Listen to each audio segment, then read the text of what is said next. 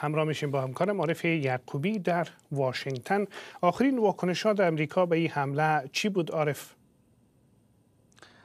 زکریا، قبل از این که به واکنش های رسمی واشنگتن بپردازیم، یک چکیده داشته باشیم از آنچه که تا به حال ما اینجا در رسانه ها میبینیم.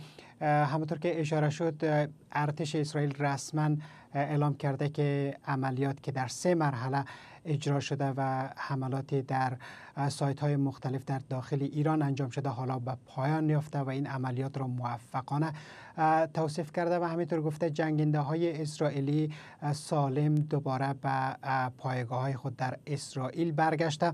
اما رسانه های وابسته به دولت ایران گزارش هایی را که لحظات پیش منتشر کرده حاکی از این است که به زعم آنها و به آنچه که آنها توصیف کرده در رسانه ها، بیشتر شهرها حالت نرمال داره، مردم زندگی عادی داره و همینطور خبرگزاری تصنیم وابسته به سپاه پاسداران گفته که هیچ سایت نظامی در تهران هدف قرار نگرفته. اما در عین حال مقامات دولت جمهوری اسلامی ایران بیانیه منتشر کرده و تأیید کرده که شماری از سایت های نظامی هدف قرار گرفته اما خسارات اندکی در پی داشته.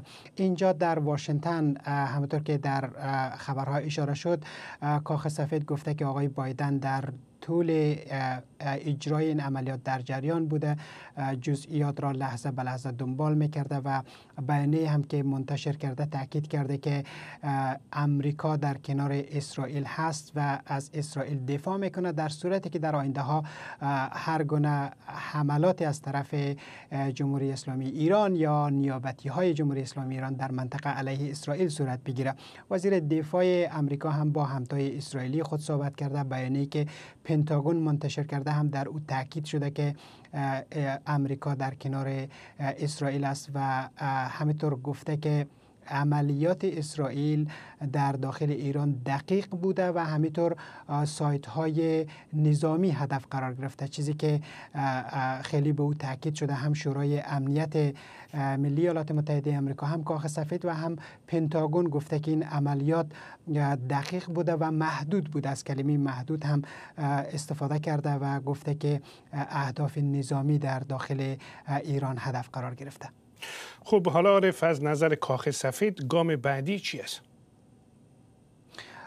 لحظات پیش نیویورک تایمز و همینطور CNN گزارش داد که کاخ سفید باور داره که این دیگر پایان درگیری مستقیم اسرائیل و جمهوری اسلامی ایران هست و با باور کاخ سفید دیگر جمهوری اسلامی ایران به اسرائیل حمله نخواهد کرد. البته نیویورک تایمز مشخصا اسمی از مقام آمریکایی نبرده، اما گفته که مقام های آمریکایی به این روزنامه گفته که از نظر آنها این دیگر پایان ماجرا هست. در کنار این نکته‌ای که در CNN آمده این است که گفته کاخ سفید و جو بایدن رئیس جمهوری ایالات متحده آمریکا به صورت مشخص روزهای پیش با بنیامین نتانیاهو نخست وزیر اسرائیل صحبت کرده و به آقای نتانیاهو گفته که عملیات را به گونه‌ای تنظیم کنه که دقیق باشه و محدود باشه تا جمهوری اسلامی ایران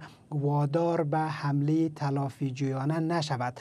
به عبارت دیگر برنامه که اجرا شده و عملیاتی که اجرا شده گویا با مشوره مقام‌های کاخ سفید بوده و پیشنهاد و طرح و برنامه کاخ سفید هم در این مورد این بوده که این عملیات محدود باشه و دقیق باشه و فقط سایت‌های نظامی باشه.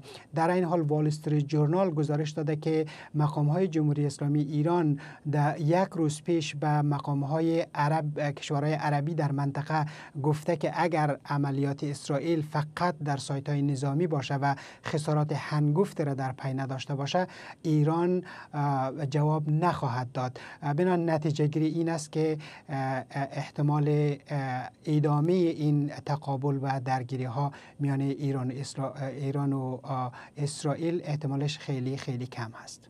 تشکر میکنم از همکارم عارف یعقوبی در واشنگتن.